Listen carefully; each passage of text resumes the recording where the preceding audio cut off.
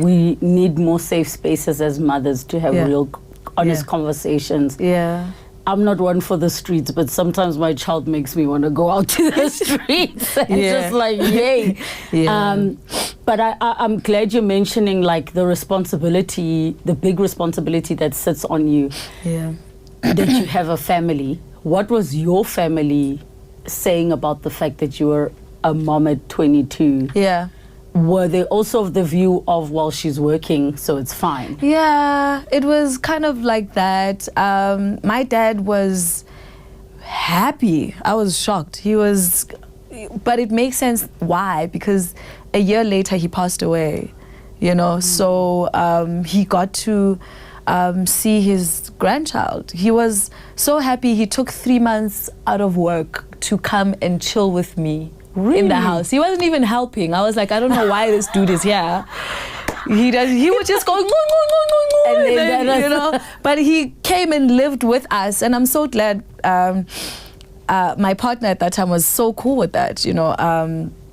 He was very cool with that, and him and my dad really liked each other because of the jazz influences. My dad was a jazz collector, so they would just always connect on that level. My dad liked guitar as well. That's why I picked up guitar. So he used to always say, "Zama, ungamlahla guitar man." Ungamlahla guitar man. I was like, I think you're more in love with him than I am.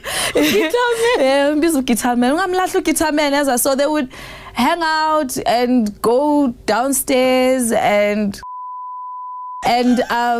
he would play some riffs. I already love your dad, may his soul rest in peace.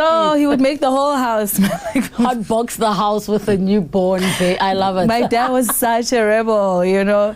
So he was very happy about it, and he used to laugh throughout the process, because my daughter used to cry all the time. I have kids that cry, you know.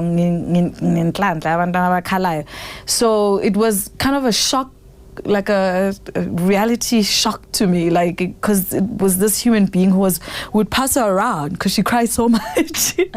So to some point where, you know, you have where you cry with her, because, you know, the postnatal depression. Yeah. Well, it wasn't that severe, but like I would just be crying with her because it was just the most shocking. And I'm 22, and I'm just like, yo. And my dad would come and just peep in, and then he would like, finally somebody who gives you a taste of your own medicine, you know. And he would make jokes like that, and he made the whole situation so much more lighter for me, to be honest. And where was mom at the time? She was also around. She was we were fighting a lot, because my mom is very headstrong, so she would come snatch the child, and I was like, you know, because she's raised kids, you know what I mean? So she would snatch and then wrap like this and then go away as granny, and I would be angry because I want to figure it out. Like, can everybody just get out now? I've been there with my mama as well. Listen, moms and daughters fight. Also because the role of granny is changing, ne? Yeah. It's not like before. So what happened that you betrayed your dad and got rid of Guitar Man?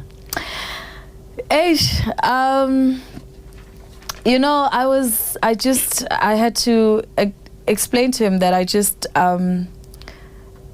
just couldn't do it. It was a lot that was sitting on me. We were working together. We were kind of like running the business together, so things wouldn't happen unless I was up on my feet and doing things. So it was a lot that I felt was put on me, and I'm just not built like that. There's women who can, like I said, keep a family together, and they will do everything to keep it together. And for me, maybe at this age I can do that now, but at 22, like I said, I didn't, not necessarily that I wanted to be out in the streets. I just didn't want to do that.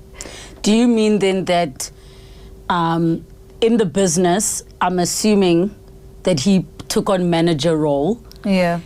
And if you're not up and about performing, that's we're the not income. making money. Yes.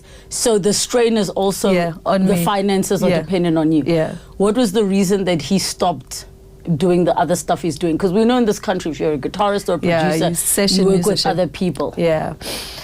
I don't don't know. I think he was really invested in what we were doing, and it was working out. And I think that was also part of like his frustration with like, oh my God, we're pregnant, because he knew things would change. You know, I think it was really we were putting so much energy into what we were doing, and I look at that now, and I think.